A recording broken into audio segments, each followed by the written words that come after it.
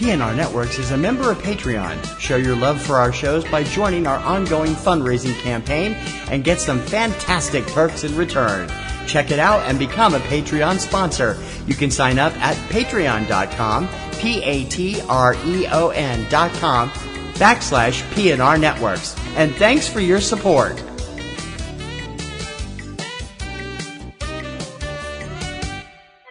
This podcast is a member of the Blueberry Network. Blueberry. No E's. That's Blueberry, BLUBRRY.com. Blueberry.com. This podcast is a proud member of the Lamb Podcasting Network. Find the network at largeassmovieblogs.com.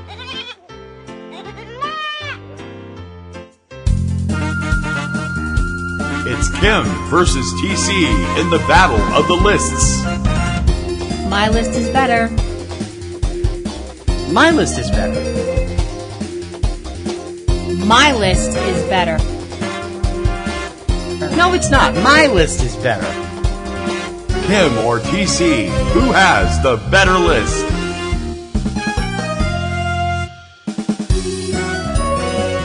From Subject Cinema, this is Front Row 5 and 10 with Kim Brown and TC Kirkham.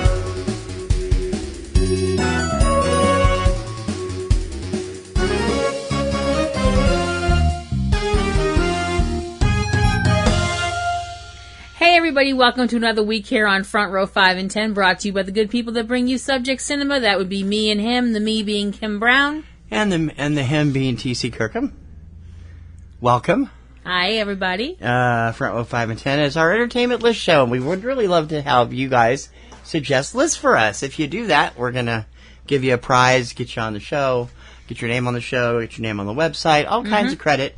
And just write us at Front Row at PNRNetworks and .com, and we'll see what we can do. Yeah, absolutely. Until then, we just have to keep picking our own Yes, list. we do. And this was a list that you came up with. It was. So. Our 10, I'm not calling it a top 10, and I'll tell you why in a minute. 10 off the wall or fabulously weird cover versions. I'm not calling it a top 10 because I actually came up with a lot more than 10. Oh, yeah. So there's plenty more that we could do, like Son of weird cover versions and stuff down the road. Completely. So I'm not going to give any of those away either. And I'm not going to call it a top 10, but these are the 10 that I thought I'd spotlight today. Yeah. What about That's you? fine. What was your criteria? I mean, I went for... Now, mine is... There has to be something weird about it, whether it's the performance of the particular artist who's doing it, or if it's the arrangement or the vocal. Something that's a little off that you wouldn't think of when you hear the original version. Right. That's what I basically went with, too. It's... for sometimes what I used... what I was basically going for was crazy covers. Just covers... Either the song isn't something you would usually think of for the band, or the band's take on the song is completely different than the version everybody's used to. Sometimes there's just different things about it that just completely make you go, wait, who did what? You know, that kind of a deal. Yep. And I think they're all terrific for one reason or another. Day and date tomorrow, April 5th, we will post a YouTube playlist with all of these songs that I can find on it. I found my hard to find ones on YouTube. I couldn't find them on Spotify. So we're going to have a YouTube playlist up with our cover versions, and it'll be in a special eCinemaOne post, so be watching for that, or check our YouTube channel. Yep. And since it was my list, you get to start. Okay. Number 10 on my list is a song that is... it's a cover of a song that's kind of a divisive song. It's one of these songs that if you play it in a room full of men and women, you're going to have... By the end of the song, the men are all going to be on one side and the women are all going to be on the other side, and everybody's going to be yelling at each other. So, yes, it's the musical equivalent of The Loneliest Planet, but it's done in quite a different... People don't know what that movie is. Yeah. If you don't, good. But it's the song Somebody That I Used to Know, which was originally done by Gautier featuring Kimbra, I think is her name. And the version that I really, really like is by a band called Mayday Parade. And they have a version featuring Vic Fuentes. And I love this version of this song. It's really kind of odd because it's being sung by one person, so they only go a little bit higher voice-wise when they're singing the woman's part as opposed to the male part, about a song dealing with a breakup in the aftermath of said. Yep. I love this version of this song. Of course you do. I know, it's great. It's just really, it's really, really great. Yeah, I know you weren't really impressed with it. Fine. But I like it. I don't care. So my number 10, Somebody That I Used to Know, featuring Vic Fuentes from Mayday Parade. Okay. My number 10 is a song that came from a covers album, tribute album. And but in the 90s, that was all the rage. Nowadays, you have these, in the 2000s, you got these punk goes pop albums and stuff. I stayed away from those mostly on this one because I wanted to do some more stuff, and 9 times out of 10, there's only about 3 or 4 good covers on those anyway. Yeah. So this one, you're not a big fan of the screamcore stuff, so that's. Well, I like screamcore. Well, some of it, but it's. I didn't even think of that one. I had another cover I could have put on there that was good. That'll be for the next list. Yeah. This one came from the album If I Were a Carpenter. It was all Carpenter's music. It was done back in '94, I believe. We were still living on Basswood when it came out, so it had to be 94 or 95. Yeah, I think so, yeah. And it had a collection of different artists doing different songs, and there was one unknown band at the time that did a song on it. They would later have a year later have a huge hit off their first album. I don't know what happened to them, but I loved their version of this song. Original song, obviously by the Carpenters. It was originally written by Carole King. The song was "It's Gonna Take Some Time."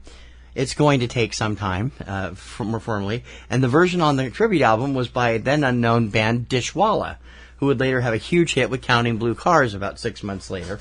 Love the guy's lead voice on this. It's a very funky 90s alternative arrangement of this song. And it was the best song on the album. I wasn't terribly impressed with several of the songs on that album. And you know me, I am the diehard Carpenters fan. Yes, you are.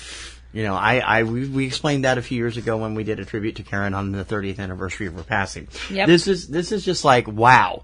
I was so impressed with this. And it's one of 2 songs from tribute albums on here. I just really like it, and hopefully you'll get a chance to hear it at some point if you haven't heard it already. Number 10, Dishwalla's cover of the Carpenters' hit, It's Going to Take Some Time. Okay. Number 9 on my list is probably going to make some people out there take a spit take. So you may want to put down anything you're drinking. It's a cover of a Britney Spears song. Oh. Don't panic. Yeah. My number 9 is Baby One More Time by Bowling for Soup. Bowling for Soup rocks anyway, so. They do. Bowling for Soup is this amazing band that I absolutely adore. The funny thing is, they're a lot like Simple Plan in the fact that they do a lot of songs that have very upbeat music, but then you read the lyrics and you're like, oh. Yeah, but Simple Plan gears most of that towards teenagers. Bowling for Soup does not. No, they don't. It's mostly 20-somethings. Yeah. Or Even older. Even though Jared is now in his pushing early 40s. Or older, like if you look at a song like 1985. Yeah. Yeah, thanks for kicking me right in the feels, you guys. But their version of Baby One More Time is very much different than Britney Spears' little it's cutesy... Good. It's definitely different, cutesy little, ooh, I'm a naughty schoolgirl thing happening. It's more of the, how do I say this?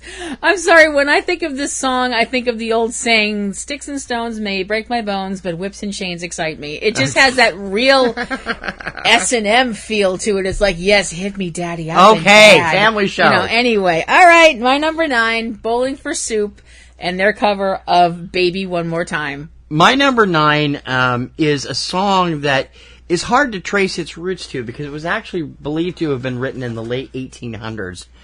And it's a popular song in the South and in Appalachia in particular.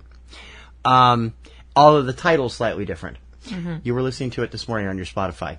Because I could hear everything you were listening to this morning because your plugs weren't in tight enough. Oh.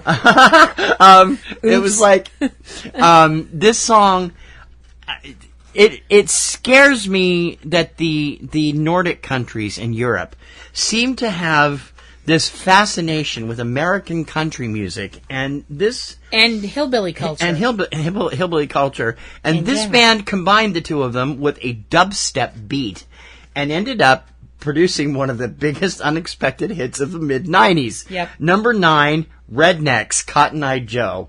The original song was called Cotton-Eyed, E-Y-E-D, Joe. But they did basically use the same lyrics. And their album, Sex and Violins, is a great album except for one song which just offends the hell out of me. And I'm like, because of the lyrics, and I'm just like, okay.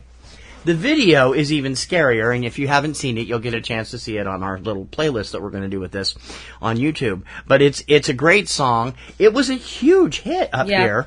It was a hit all over the country, but up here, I mean, I was working for the Trans World Music chain at the time. We could not keep this thing in stock. CD single, cassette single, and the album. They just flew out of the store. Wow. It was that popular. Number 9, Rednex, and their oddball take on Cotton-Eye Joe, number 9. Okay. My number 8 is a terrific song by an amazing lady, and it was taken by a band that's really awesome too, and they had a completely different take on it, and I don't know what drew me to it, but I just love it, and I can listen to it over and over again and find something new and different about it every time. My number 8 is the Rihanna song Umbrella, done by the band All Time Low. Now, when you think of somebody like Rihanna, where a lot of her songs are very sensual because she's an extremely beautiful woman and has a very beautiful voice and can really convey that, you don't think of that with All Time Low. I mean, I'm sure your moms love you guys, but it's, it's not, I'm not They're saying a great that band, anyway. I'm not saying they're not a handsome bunch of dudes. I'm just saying it's completely like, one of these things. This is actually not one like of those the songs others. that she found that I actually like. Yeah, So it's I like, really, okay. I really like this version of this song. And if you ask me why, I honest to goodness couldn't tell you, other than the fact that the lead singer's voice just sends me. Absolutely sends me. I think he's got an amazing voice. And I just like it. I just like that it has a more kind of cheekiness to it than Rihanna's song, which has more of a it's not a sensual song because she's basically saying, I'm going to be with you for the long haul. And that's more of a sweetness to it. So this is a little more, their version's a little more cheek. I like that about it. So my number 8 is Rihanna's song Umbrella, sung by All Time Low. That's one of the Pop Goes Punk things, isn't it? Yeah. I Pop actually Goes have Pop. a few things on here from that. Yeah. So my number 8 is the only song I can stand by this singer. I'm sorry. I don't. okay. Certain singers are. I mean, the guy was hugely popular, but there was just something about it. I'm going to be just blunt and say it. I feel bad speaking of the dead that way because he's not with us anymore, and I'm like, okay. But Shannon Hoon of Blind Melon, his voice went through me like a hot poker. No Rain drives me up the wall. I can't stand that song. I've seen it. It's true. He died at 27 of a drug overdose. He's part of the 27 Club. Way too young. But his vocal on the cover of this song actually fits perfectly. It's the only song by him and his band that I like. My number 8 is Blind Melon's cover of 3 is a Magic Number from the Schoolhouse Rock Rocks album. that made total sense because it came out right after he passed away, Yeah. and it was really, really good. Yeah, it is. It's such a trippy kind of, and that's a very trippy kind of hippie song. Yeah, it is. Part of the Schoolhouse Rock thing, and that's And I mean, an awesome Shannon, choice. like I said, his voice just went through me like a hot poker because he had this really whiny tone to his. I mean, he does. I don't know if whiny is the word. Yeah, okay. No offense, Shannon, wherever you are, okay? I don't know what kind of guy you were, but your voice drove me crazy. And I'm like, this song, it isn't that bad, and it fits. So, and I love that song. That's my favorite Schoolhouse Rock, multiplication rock song. And for those of you who might be listening to this and are interested, Record Store Day is coming up on April 13th, day and date, as we are recording this, and they are re-releasing the original Multiplication Rock album for Record Store Day. There are only 1,500 copies available across the country, and it's being released by Bob Duro's estate. So it's really something. Number 8, 3 is a Magic Number by Blind Melon. Okay. If the Britney Spears song kind of threw some people for a loop, this one's gonna really screw with your head. My number 7 cover that I really, really like is a cover of a seminal 80s girl band song. And I mean, I couldn't even admit that I liked the band originally simply because, yeah, I think I probably would have gotten, like, laughed out of my circle of friends. But I love this version of this song. I just love it to pieces. My number 7 is a cover of the Go-Go's Vacation, done by a band called MXPX. And oh, good God. I just love it. I don't know why. I haven't heard it. I'll have to listen to it. I don't know why I love it. I absolutely love it. MXPX put out I think they put out a complete covers album, or at least an EP or something. A lot of bands do that. Weezer's new album is all covers. They've done a cover of 500 Miles, and... You dare to bring that up in this room. Yes, I do. You know how much I hate that song. Yes, I know. I don't care. Again, I actually... whiny. Well, it's different with them. I just think it's a real... It's called On the Cover 2 is the one I'm thinking of. So it must be 2 covers albums they've done. I guess, but I can't find the other one. And I love their cover. I mean, they've got some great covers on that one album, including Dead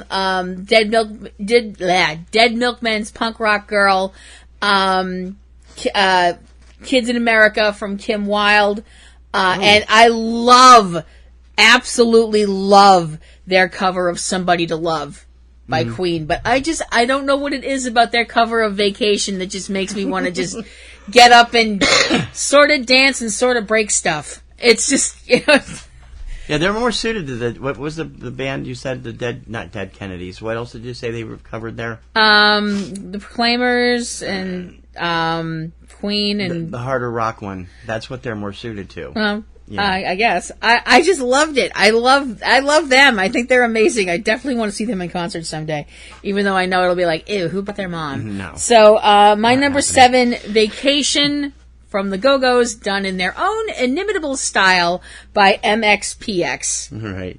Number 7 on my list goes, I think it's the oldest one on here, on this list. It is...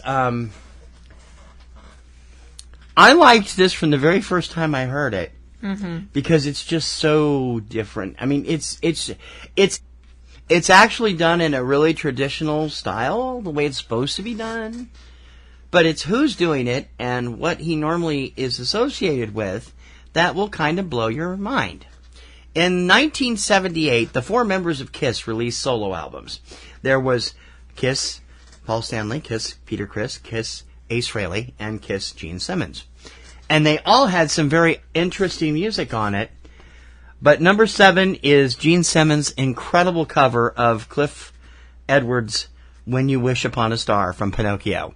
This song just blew my mind. I love the way Gene does this song. Yeah. And I think the only person who might have covered it better might have been Freddie Mercury, if he had chosen to do it. Oh, that would have been But something. it was...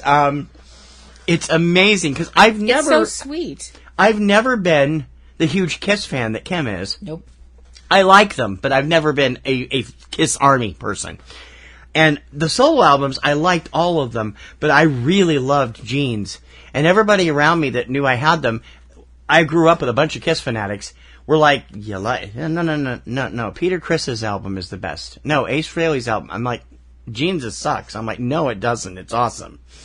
Love Gene's solo album, and I love his cover of When You Wish Upon a Star. You should slip it. They should slip it into like re-releases of Pinocchio instead of Cliff Edwards' version. Or is that his name, Cliff Edwards? I can't really remember. Number 7, Gene Simmons and When You Wish Upon a Star from 1978. Okay. I'm going to have to turn in my metal card if people like realize, wait, she actually knows what these songs are. Get her! But you know, if you were, you know, the next one's completely, people are going to be like, wait, you know what that is? Was it a hit? Yes. Well, then you'd probably heard it on the radio whether you wanted to or not, so you have an out. Oh, this qualifies. Yeah. My number 6 is from an Irish-British boy band called The Wanted. And it's a song, it's a cover of their only hit, only hit? Glad You Came? Yes, Glad You Came. Their only hit, Glad You Came, done by a band called We Came as Romans. And, oh, I love this song. I love the way this song is done because it starts off with the very kind of... It starts actually kind of like the original song. It starts very kind of soft and low, and then it punches you right in the face and keeps punching you in the face for the rest of the song, and it's amazing, and it's awesome, and the guitar work is sick, and it makes me want to just, like, jump up and down and throw stuff out the windows and set things on fire, because it's awesome! I really like it. I never would have guessed. I do. I'm sorry.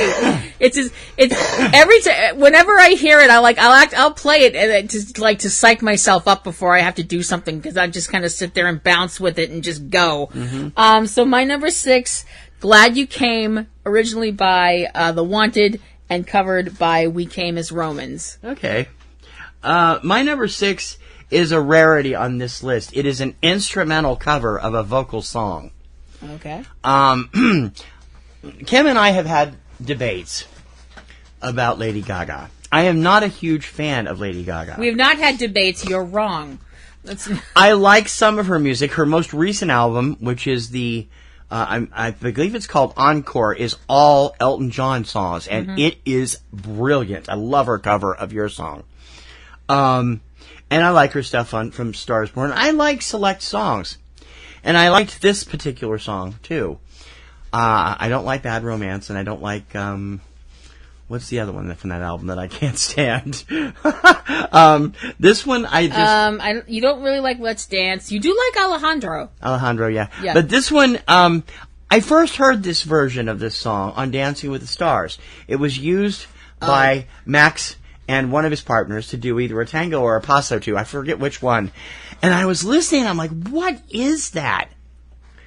And I'm like, and you're listening, and you're like, that's not. No, that's not. I'm like, yeah, that's Gaga, isn't it?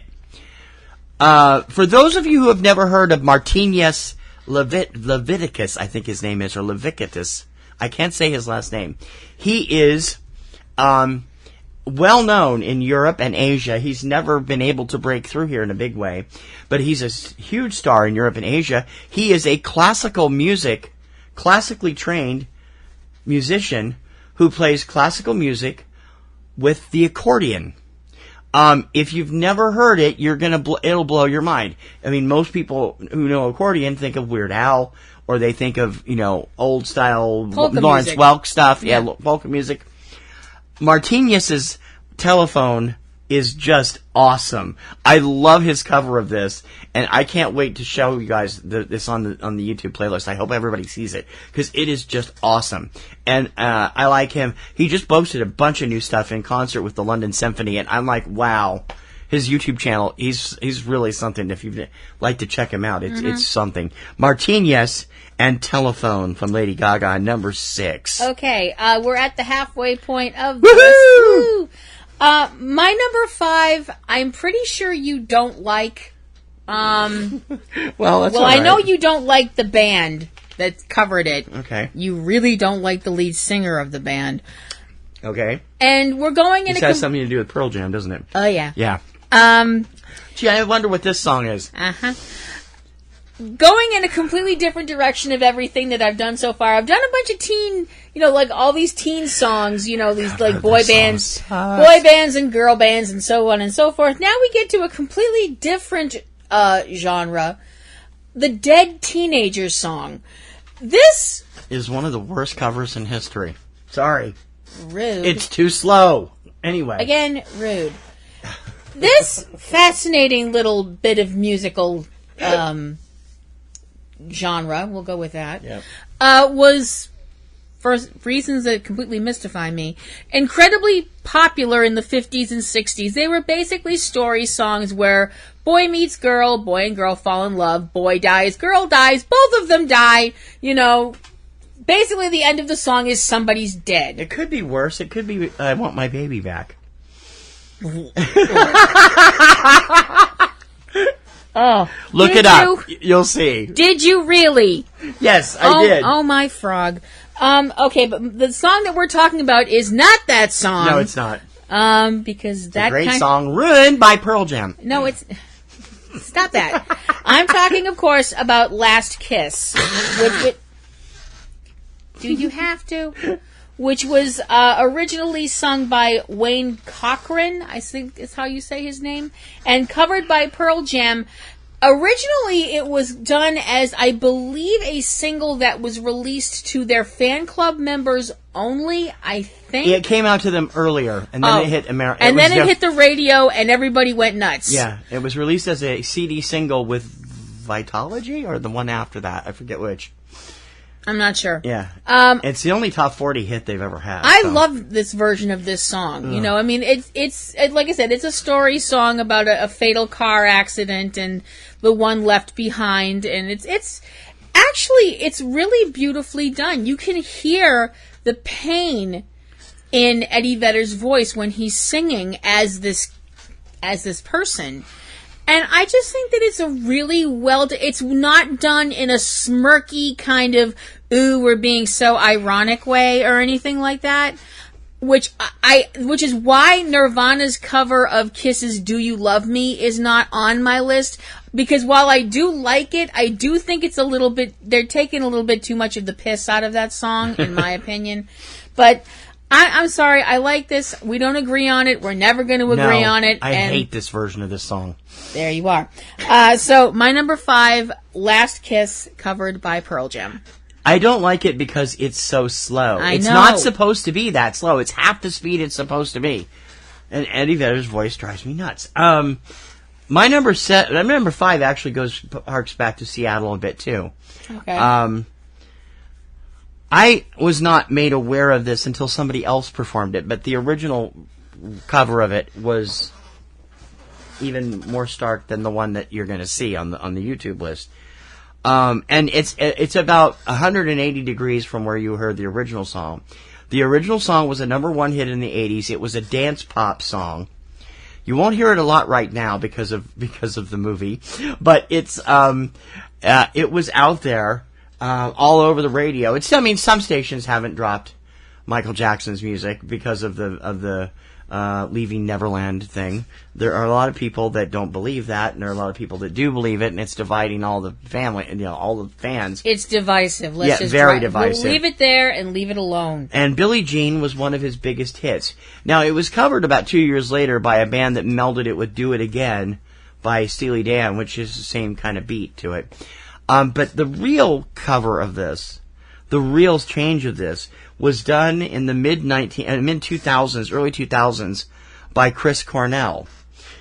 Chris slowed it down to this incredible bluesy, stark guitar and drum only song. I didn't hear his version until Jesse Kench did it on Rising Star in 2014. Jesse has a single out of it. It's on my chart right now, and so you're going to see Jesse's video for this on the YouTube list. But I'm like, this, and Jesse's voice is perfectly suited to it too. If you don't know this song, if you come in and you're listening to it halfway through, it's going to take you a little while to realize what this song is, because it's so different than the original. But man, is it good. Yeah. And Chris Cornell's is great too. If you've not heard it, check it out. But I want to spotlight Jesse because I'm a huge fan, and his album didn't do as well as it should have. And everybody needs to listen to him because he's awesome. Yeah. Number 5, Billie Jean, the Chris Cornell and Jesse Kench version. Okay. Oh, this one's gonna get me in trouble. It can't get you in worse trouble than Pearl Jam did. Oh, yes it can. Uh-oh. Probably. You're just going to tell me I'm wrong. You tell me I'm wrong every time I bring up how much I like this version of this song. Okay. My number 4 is probably as different a version of this song as you could possibly get. I think the only way it would be any more different would be if somebody that was in like a death metal band covered it or something like that. Like Leo? Yeah. He's more screamcore, but, No, I mean death metal. I mean the really, Right. like the stuff where it sounds like the microphone's halfway down his throat, Right. That kind Well, of... screamcore can do that too. Not that I'm knocking you people, that listen to death metal music, because you're completely entitled and you're also kind of frightening. But, No, my number 4 is a song from the 80s. Definitely, the second you hear it, you think 1980s. Even if you hear it in a completely screwed up, whacked out ska version. My number 4 is Aha's Take On Me, done by the band Real Big Fish. I don't know how... I'm not going to tell you you're wrong. I just don't...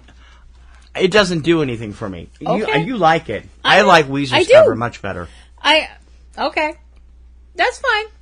I know you do, and you've played it for me, and it's not bad. But you have to admit, that version is helped a lot by the fact that the band in the video is played by Calpurnia, who's really hot right now. So anyway, but it's not that different than the original version. No, it's not. It's not supposed to. They're trying to make them sound like the original version. This is. I know. Oh, It's ska. It's a very frenetic ska version. Well, yeah, of Take it has On to Me. be. It's Boss Tones frenetic. Yeah. Level. Yeah. Basically, which is, I'm sorry.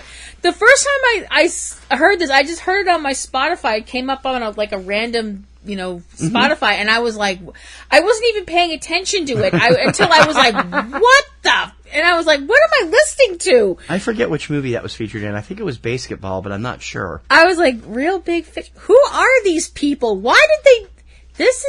Wow, I like this. It took me a second, but I really, really, really dig it. I really like it a whole lot.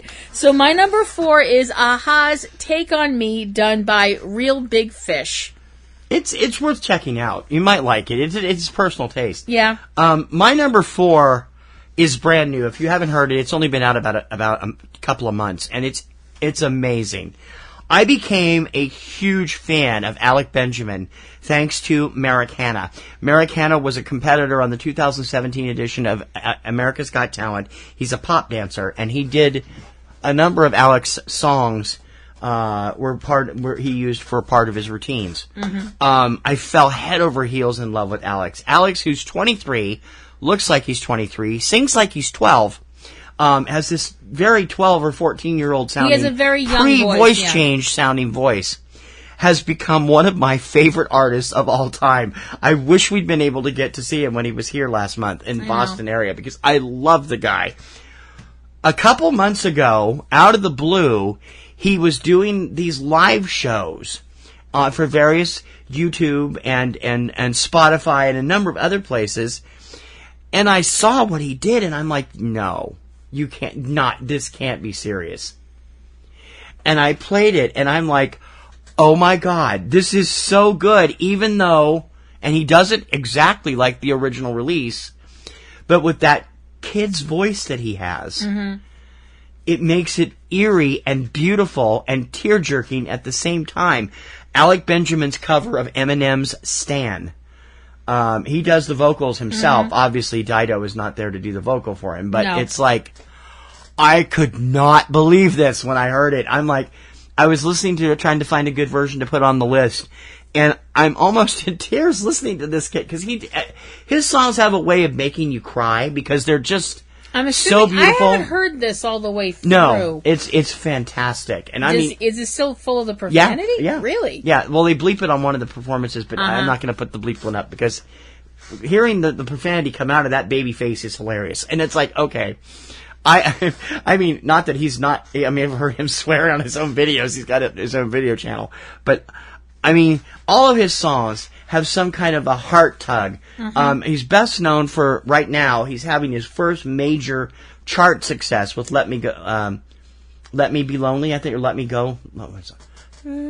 It's a duet with Alyssa Cara. And I like his solo version better. But I Built a Friend it just wrenches your gut. I defy you to not listen to I Built a Friend and not cry. That was the first song I ever heard by him when Merrick was doing, and Merrick did the whole death at the end of the song, and I was in tears. I'm like, made me a fan of Merrick's for life. He was in tears, I was in tears, the audience was in tears. And Merrick should have been in the top 5. He wasn't. He got eliminated in the semifinals. But and he has another song called Boy in the Bubble, which talks about bullying, and he's got this beautiful song, If We Have Each Other, If We Got Each Other, which spent 3 weeks at #1 on my chart last fall. The video just is so gut-wrenching. It's a story about love between people. Mm-hmm. And Alec is just an amazing songsmith. And if you've not heard of him, please look him up on YouTube or Spotify and listen to his stuff because he's amazing. His version of Stan, number 4 on my list. It will blow your mind. Okay. Number 3 on my list is really kind of interesting because it's a gender flip. When this song originally came out, it was done by a girl band. And we had one of those already with Vacation. But there's nothing in Vacation that nothing needed to be changed in the lyrics. They actually do the lyrics. They did change the lyrics for this song. Okay. When this song originally came out back in 1963, it was performed by the band The Crystals, girl band The Crystals, and it was called Then He Kissed Me. The version that I love is from Kiss. It is from their album Love Gun, and it's called Then She Kissed Me. I didn't even know that was the same song. Wow. Yep. Yeah. That's scary. Yeah. It's the same song. It's just flipped from everything's basically told from the guy's point of view instead of the girl's.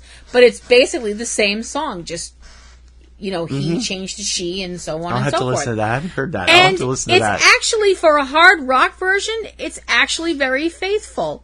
And I just like it. The first time I ever heard it, I was like, wait, I know this song.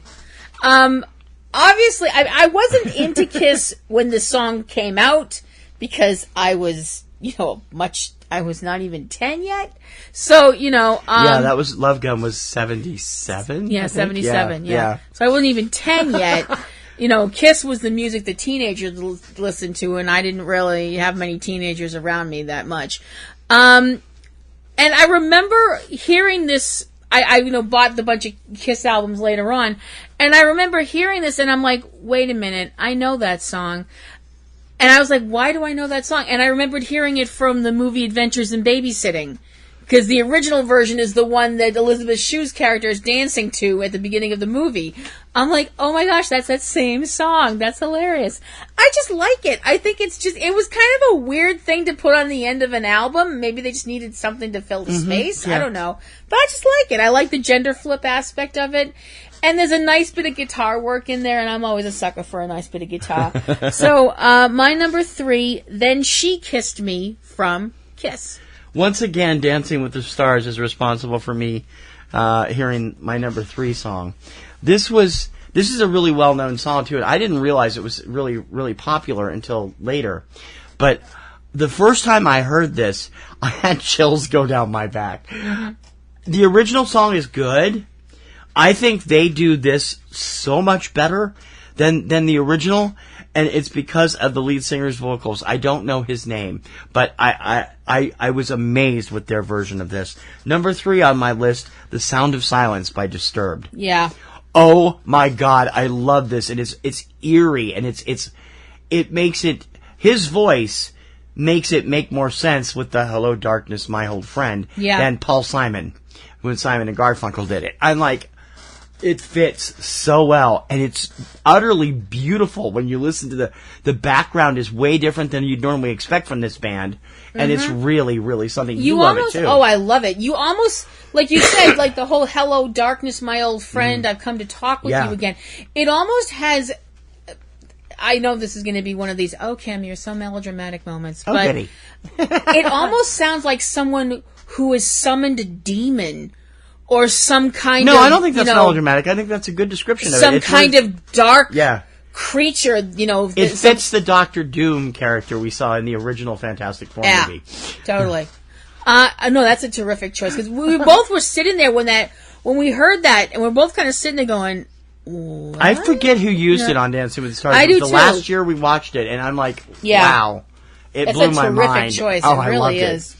Number 3, Disturbed and The Sound of Silence. Okay. Number 2 on my list is probably going to surprise absolutely nobody, but I love this version of this song simply because I feel like it completely and utterly showcases the voice of the lead singer of the song, and any any music video that has Gary Oldman in it, I mean, come on, it's like, what are you gonna say?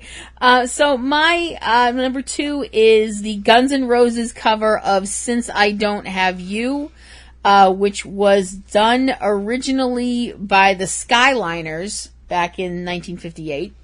And it's been covered a number of times. Yes, it has. Yeah. But nobody covers it like Axl. Well, no, for all his problems on stage and all his attitude, Axl has one of the ultimate rock voices. Yeah. The man sings like a god. Yep. He's fantastic. Oh, yeah. Which isn't bad considering for close to 20 years he was chain smoking 4 packs of cigarettes a day. Well, that's why we've been putting up with Axl and all of his wing nuttiness since, GNR Lies came out, because it's like, okay, the guy is a complete nutcase, but damn it, that boy can sing. Yeah. Oh, his voice is amazing. And I love everything about this song. I love his attitude throughout the song. And I love the end of the song where it just goes into that growl, that Axl Rose, I am a bad boy and I know you want me growl. Because every time I was like, yes, I want you. God help me, I want you so bad. And once again, that comes from an all covers album. The Spaghetti Incident. Yes. Yeah. Which is the only Guns N' Roses album you don't own. Yes, it is. I own it. Kim doesn't own it. I don't own it. Because it has a cover of a Charles Manson song on it. So...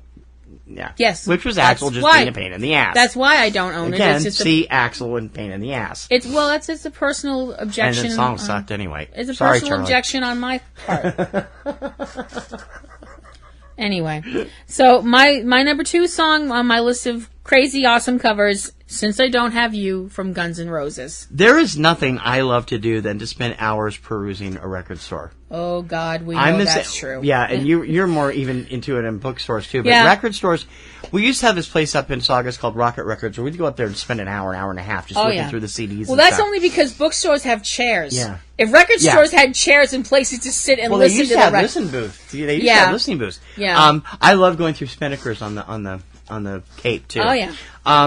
But back in Ohio, in Lancaster, where I used to live before I moved up here, there was a National Record Mart at the mall. There was also a Record Town. I tended to go to National Record Mart because they usually, number one, they had nicer people, and number 2, they got to know me. And I was just perusing one day, looking around, seeing what was up there. And the name of the band caught me first in the cassettes. I don't normally do cassettes at the time. Cassette singles I bought because I had no choice. And I have, cutout cassettes, but I very rarely bought cassettes for the full. Because I always worry that they're going to get ruined. So, the band name got me first. And I took it off the shelf, and I looked at it, and I'm like, oh my God. And I flipped it over, and I'm like, no, this can't be the same song. So, I'm like, okay, I know this is probably going to be a mistake. Obviously, this is going to be death metal or something. But it was only $6.99, and I'm like, okay, I'm going to get this just to see what it is.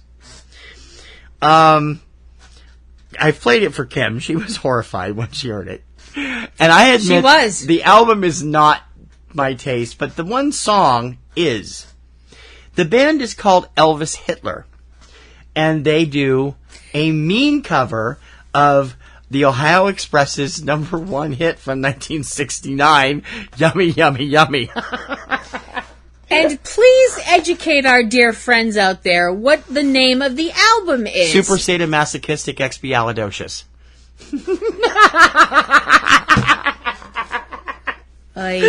But I put this in the cassette deck on my stereo, and I turned it on, and I had it playing, and I'm sitting there listening, and I just started laughing my ass off. I'm like, oh my God, because you got this guy, yummy, yummy, yummy, I'm loving my tummy, and I feel like I'm better than you. I'm like, oh my Lord. Mm-hmm. I shouldn't have done that. Nope. He played it for me, and I was just... It's a riot. I don't even remember I remember kind of sitting there going, I know I'm supposed to react, but I think something in my brain broke. My mother had a hysterical fit. She thought it was so funny. I'm like, oh my God. Needless to say, we've never played it for my mother, because she probably would have said you could never see him again. I don't think I've ever been able to find an MP3 of it. Oh, darn. I might have. It will be on the YouTube list. It is on YouTube. Because of course it is. Because it's funny as hell. I mean, the guy's obviously good at his screencore stuff. I don't do a lot of that. I like watching Leo Moracchioli on his YouTube channel called Frog Leap Studios. Mm-hmm. He does some great stuff. But this and really bizarre stuff. But and he's going on tour. We have to find out where he's coming. This just is. It's really good for the kind of music it is. But the average person who's familiar with that song, which is this little bubblegum love song, it'll put you on the floor. Eric, I'm looking at you. Number 2, Yummy, Yummy, Yummy, from Elvis Hitler, from 1991. From the album Super Sadomasochistic Expialidocious. To Eric's lovely wife. Yes, Valerie, don't kill me when he finds this, okay? Valerie, when Eric plays this... Eric and Valerie from Cavebabble, of course, we're talking about. Eric... when Eric's lovely wife, Valerie, is subjected to this, because I know she will be, because I know Eric, I'm really sorry. Anthony, when you listen to this, play it first before you share it with Selena, okay? And don't play it loudly, because the neighbors will call the cops. Yeah, they because will. It will sound like someone's killing an animal. Okay. My number one craziest cover. It's not that it's a bad cover, because it's not. It's an amazing cover. Obviously, we didn't match on anything. No, which is we amazing. didn't. Not at all. Because I know you don't have my number 1. You don't even know it. So it's the big thing about this cover and why it's so high on my list is just the simple fact that I am an extremely strange person. That's an understatement of the century. I love you too. Bless your heart. My problem is when I hear this person sing this song and do an amazing job of it because they have an amazing voice, the image I get in my head is unique. To say the least. Very unique. I'm not sure what album this. This is terrible because I actually owned the album. I don't know where the heck it is. It's in the album somewhere. No, I had it on tape. Oh. And it's in storage. Yeah. My number 1 is Baby Love. Baby Love, the song by the Supremes. They were by not at that point they weren't Diana Ross and the Supremes yet. They were just the Supremes. Yeah. Which is from their album Where Did Our Love Go? Right. The song is sung by Tim Curry. Yes, that Tim Curry. The Tim Curry from the Rocky Horror Picture Show. The Tim Curry from Legend. Well, Tim's a brilliant vocalist. Yes, he is. It's not like Bill Shatner. The Tim Curry from the Wild Thornberries. Yes, that Tim Curry. Tim has an amazing... The Tim Curry who was the original Pennywise in the TV version of it? Yes. Okay. Now I've got that image in my head. Yeah, him in clown makeup. Baby love. You my baby love. Sick freak. His version of Baby Love, it's really good. It is I amazing. Like it a lot, It is so good. It is slower. I think it's slower. It has a more intimate feel to it. And it's really amazing. The problem is I see it in my head and I see him dressed like Diana Ross and I'm like, stop it! I'm like, well, that's actually pretty good. At least you're not visualizing him singing it as Frankenfurter. No, the depressing thing is I pictured him singing it dressed as Diana Ross, and he looks better than I would. Oh, I'm sure. In a dress, he carries himself well when he looked amazing. He looked amazing as Frankenfurter, and it makes me want to lock myself in a closet and eat a whole box of cookies. But other than that, I'm fine. So my number 1 is "Baby Love," sung by the completely often imitated and never duplicated Tim Curry. That's a good choice. I always liked that from what you shared that with me when I still hadn't moved up here, and it was really good. My number 1 is a song that most people in America haven't heard, but if you're listening to us in Europe, you may have actually been familiar with this song, because this song was a monster hit all over the continent, and in England in particular, where it hit number 1 on their chart. In America, it stalled in the 70s or 80s on Billboard's Hot 100. I first heard it when it was played on Radio Record on American Bandstand. They do like 30 seconds of a song and ask people to, rate it between 35 and 98. And I do seem to remember it getting only like 60s and 70s from the two couple people they were doing it with. It's a very unique version of this particular song, which has been covered a lot. It's number one on my list is a maybe the best way to describe this is an Arabian Nights influenced version of the song. Very Middle Eastern sounding version. Okay. Of It's My Party by Leslie Gore, performed by Dave Stewart, not the Dave Stewart of the Eurythmics, and Barbara Gaskin. It hit number one in Britain in 1981, and then in the 70s or 80s here in America. It's you have to. I can't describe this song.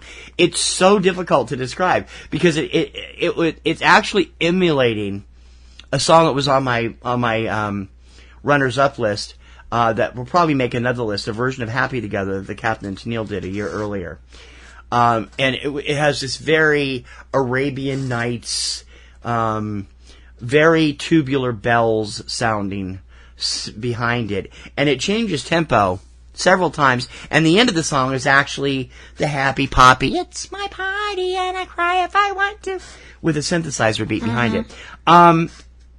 I've never heard anything else they've done. Dave and Barbara still perform it live every now and then. I looked it up online. And they are still friends. They have not recorded together for 30 years. But, I mean, this, you have to hear it to understand it. And one of the reasons we're going to do the YouTube list and not a Spotify list this time is because I found all my songs on YouTube. So, I mean, this, you'll get to hear it, and it is bizarre, and I'd love to know what you think of it, but I always loved it. I thought it was unique, fun. I don't know where it peaked on my Kirkham Report chart, somewhere in the top 10. I don't think it hit number one, but I played it constantly. I loved it. Okay. My number one, Dave Stewart and Barbara Gaskin from 1981, and their cover of Leslie Gore's It's My Party. All right. So going from 10 to 1, I guess we'll start with me. My number 10, Somebody That I Used to Know, covered by, featuring Vic Fuentes, covered by Mayday Parade. Baby One More Time, covered by Bowling for Soup. Umbrella, covered by All Time Low. Vacation, covered by MXPX. Glad You Came, covered by We Came as Romans. Number 5, Last Kiss, covered by Pearl Jam. Number 4, Take On Me, covered by Real Big Fish. Number 3, Then She Kissed Me, covered by Kiss. Number 2, Since I Don't Have You, covered by Guns N' Roses. And number 1 on my crazy covers list this time that we're doing it, Baby Love, covered by Tim Curry. My top 10 off the wall covers. Number 10, It's Going to Take Some Time by Dishwalla. Number 9, Cotton Eye Joe by Rednecks. Number 8, 3 is a Magic Number by Blind Melon. Number 7, When You Wish Upon a Star by Gene Simmons. Yes, that Gene Simmons. Number 6, Telephone by Martinez. Number 5, Billie Jean, originated by Chris Cornell. The performance you will see is by Jesse Kench. Number 4, Stand by Alec Benjamin. Number 3, The Sound of Silence by Disturbed. Number 2, not gonna do it again, Yummy, Yummy, Yummy, Elvis Hitler. And number 1, It's My Party, Dave Stewart and Barbara Gaskin. All right. I have a ton more of these, so we'll probably revisit this in about 3 or 4 months and do another one, because it's fun to find these, and we love sharing them with you on the lists on YouTube. Oh, absolutely. Because, I mean, when you hear some of these, you're going to be going like, what the hell? Yeah.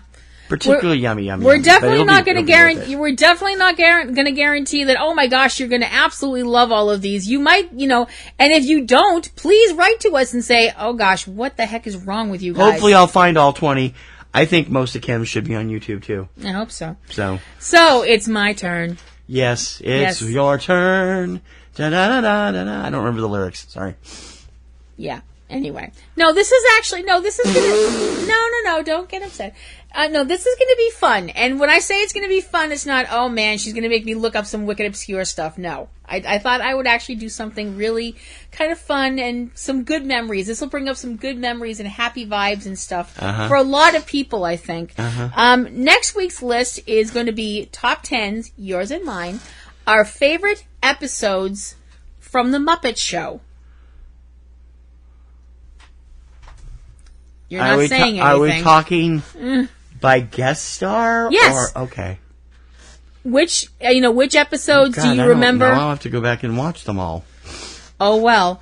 Rats. I mean, there were a lot of really amazing people that were on the Muppet Show, and I know probably what's going to be my number one already. It's like, I think anybody out there who has had a passing, conversation with me is probably going to be able to guess what my number one is. And for those of you who are under the age of 50, The Muppet Show was a half-hour syndicated variety show featuring Kermit the Frog, introduced Miss Piggy, Gonzo, Fozzie, and all the beloved Muppet characters that ran in American syndication from 1976 to 1981 and spawned a number of movies.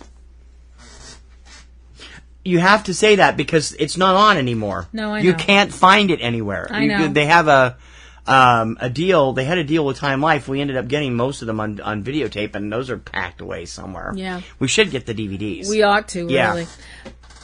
It was a really great part of my childhood, and I can still remember a lot of the skits because that's the way my brain works.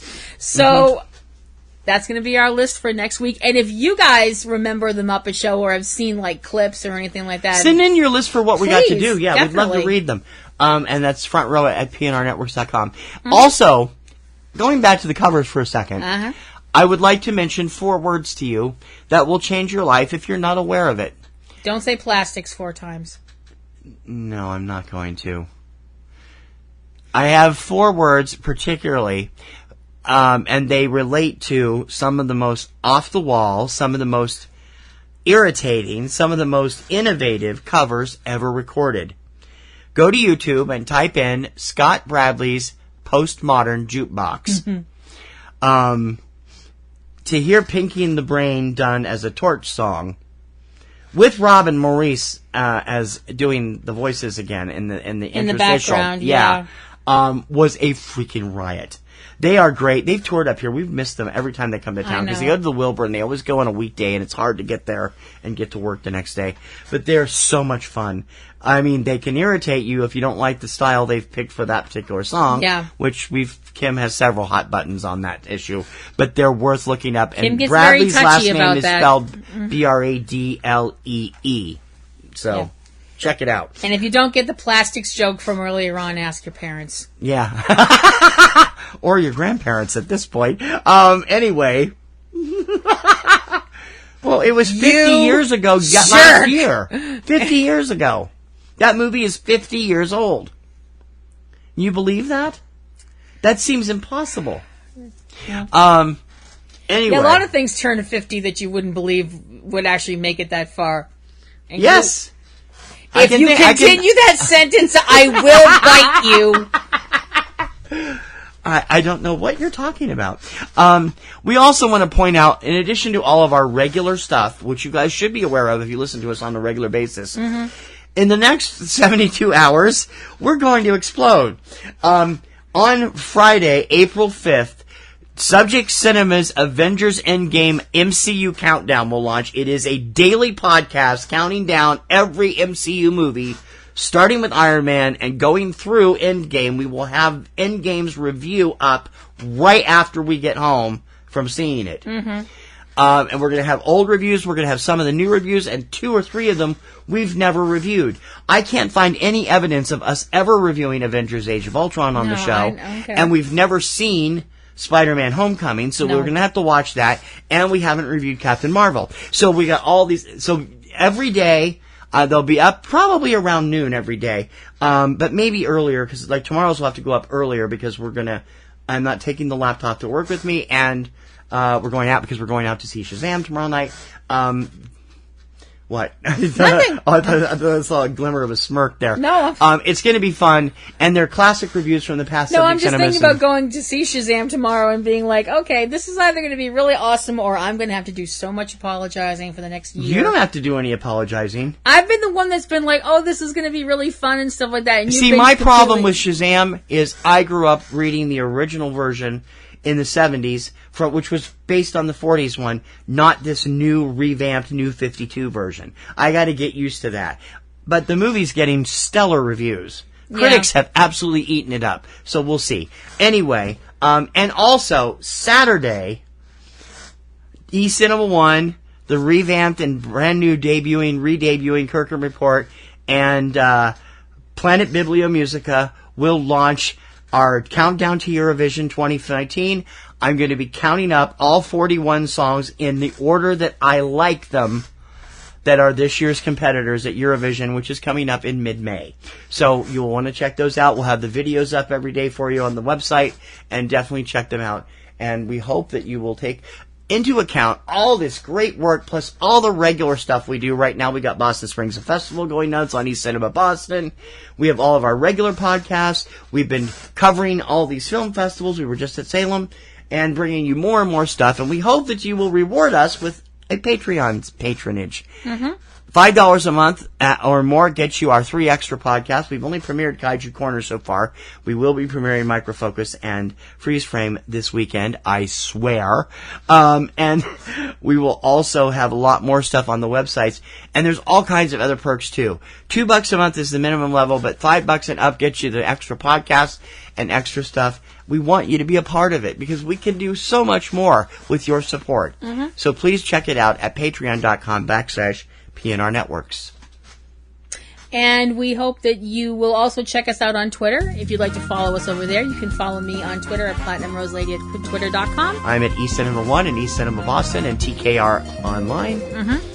So I think that's going to do it for another week. Yes, it is. So until next week, I'm Kim Brown. I'm TC Kirkham. And we hope we can count on you to come back next week and count up another list with us here on Front Row 5 and 10. Count on it. Bye.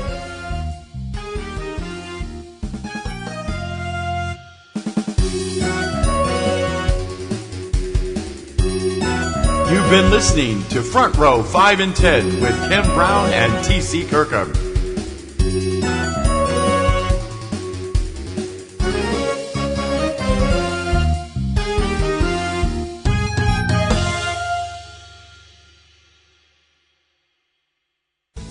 Podcasting's choice. From coast to coast, continent to continent, right here 24/7.